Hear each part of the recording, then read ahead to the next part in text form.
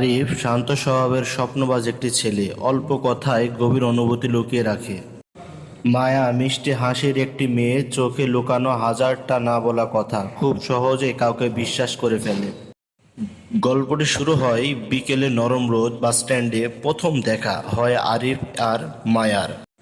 একটু চোখাচোখি, একটু হাসি, সেই ছোট্ট মুহূর্তে যেন দুজনের ভেতর কিছু একটা জন্ম নেয়। আরিফ চুপচাপ ছিল, মায়া কথা বলতো বেশি।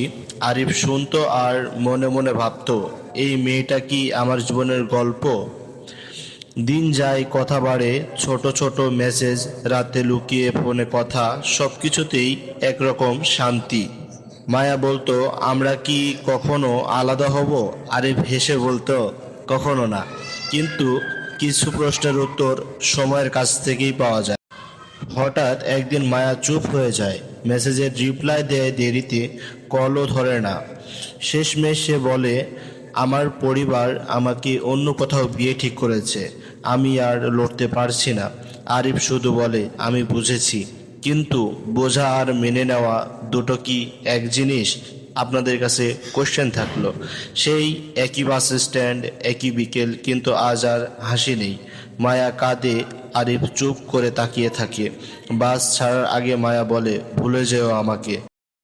আরিফ মনে মনে বলে, কিছু মানুষকে ভোলা যায় না। বাস চলে যায়, আরিফ দাঁড়িয়ে থাকে শুধু একটি শূন্য বিকেল নিয়ে। শেষ কথা ছিল, কিছু ভালোবাসা পূর্ণতা পায় না, কিন্তু সারা জীবন মনে থেকে যায়।